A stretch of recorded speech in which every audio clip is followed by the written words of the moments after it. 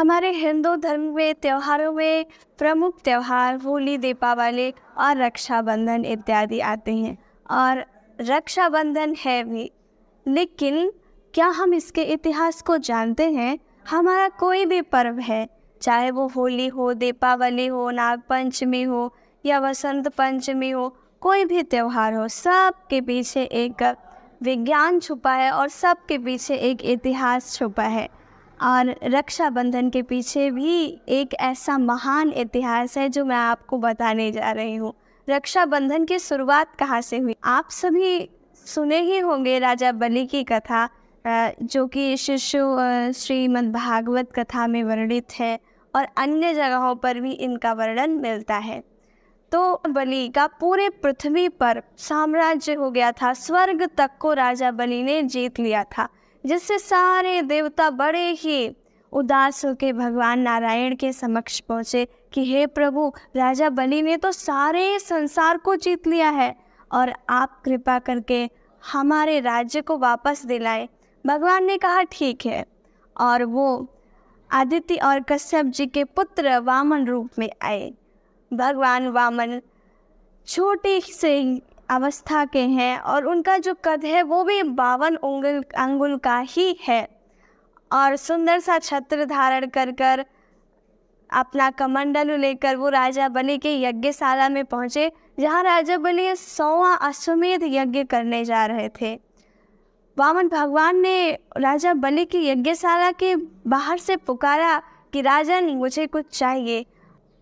जो राजा बलि थे, जब उन्होंने ऐसा सुना कि कोई ब्राह्मण आकर मुझे पुकार रहा है, तो वो अपनी यज्ञ छोड़कर राजा बलि वामन भगवान के पास पहुँचे और बोले कि हे, मैं आपको क्या भिक्षा दूँ, आप बताइए हे ब्राह्मण देवता, आप क्या चाहते हैं? तब देखो राजन, वैसे तो मैं कोई मांगने वाला ब्राह्मण नहीं हूँ, मैं संतोषी ब्राह्मण हूँ, लेकिन मैंने आपकी बहुत यश कीर्ति सुनी तो आपके समक्ष आ गया मांगने के लिए। यदि आप मुझे देने के इच्छुक ही हैं तो आप मुझे 3 पग भूमि दीजिए। राजा बलि हंसे, प्रभु आप ये 3 पग भूमि का क्या करेंगे? आपको लेना हो तो और ले लीजिए। हे ब्राह्मण देवता, जैसा आपका कद छोटा है वैसे ही आपकी जो मांगने का विचार है ये भी बहुत छोटा है। आप कोई महल मांग लीजिए, धन संपत्ति मांग लीजिए, मैं इस समय स्वर्ग का भी राजा हूँ। आप स्वर्ग ही मांग सकते हैं तो मैं वो भी दे सकता हूँ, लेकिन आप ये क्या मांग रहे हैं? तब राजा बलि के कहने पर वामन भगवान ने कहा, नहीं नहीं राजन, मुझे तो इतना ही चाहिए, लेकिन आप जो भी दीजिए वो संकल्प करके दीजिए। राजा बलि ने संकल्प ले लिया और जैसे ही संकल्प लिया राजा बलि ने कि मैं आपको 3 पग भूमि दूंगा, तुरंत वामन भगवान अति विशाल हो गए। इतने विशाल हो गए कि एक पग में पूरी पृथ्वी नाप ली, दूसरे पग में पूरा आकाश नाप लिया, ऊपर नीचे तो सब नप गया। अब भगवान वामन बोले कि राजा बलि, आपने मुझे 3 पग भूमि देने का वचन दिया था और ये तो 2 ही पग में मैंने आपकी सारी संपदा नाप ली। राजा बलि ठागे के ठागे रह गए, ये क्या हो गया? तब उसके पश्चात राजा बलि हाथ जोड़कर भगवान से बोले कि हे प्रभु, धन बड़ा होता है या धनवान?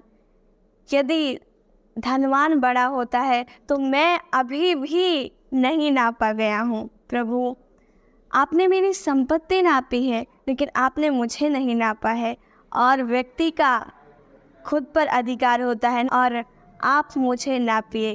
तब वामन भगवान ने राजा बलि के मस्तक पे चरण रखा। वामन भगवान ने कहा कि राजा बलि, मैं आपसे बहुत प्रसन्न हूँ और मैं आपको पाताल लोक देता हूँ। आप पाताल लोक में रहिए और इसके अगले मनवंतर में आप इस पृथ्वी के इंद्र होइएगा।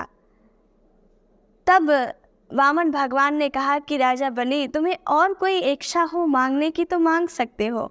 राजा बलि ने कहा, प्रभु यदि आपको देना ही है तो ये मुझे वरदान दीजिए कि मैं पाताल लोक में रहूं, लेकिन सदैव आप मेरे समक्ष खड़े रहिए। मैं जहाँ भी जाऊँ आप वहाँ पर खड़े रहिए, जिससे मैं आपका दर्शन करता रहूँ।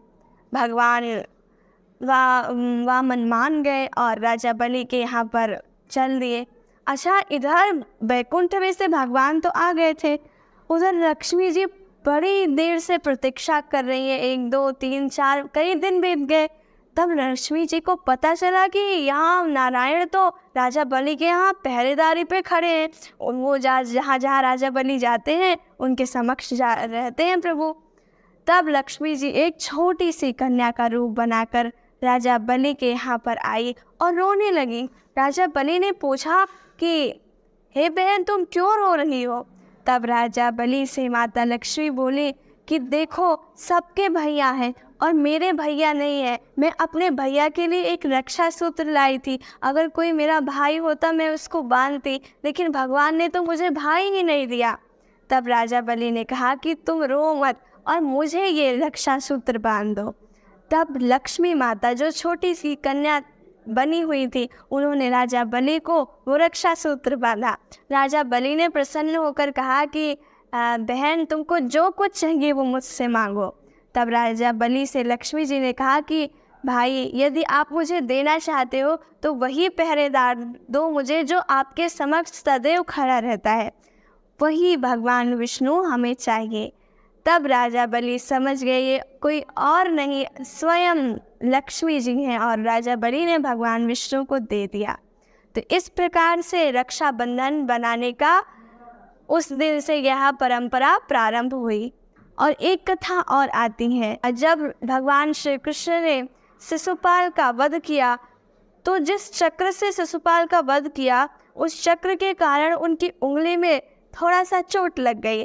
तब माता द्रौपदी ने उनको अपनी साड़ी का एक टुकड़ा बांधा, जिससे उस दिन से यह परंपरा प्रारंभ हुई। तो इतिहास में ये 2 कथाएं आती हैं जो भाई बहन के प्रेम को दर्शाती हैं। और ये जो रक्षाबंधन का त्यौहार है, ये भाई बहन के प्रेम का और उनकी निष्ठा का, उनके विश्वास का प्रतीक है। और यह रक्षाबंधन हम हिंदुओं के प्रमुख त्योहारों में एक है।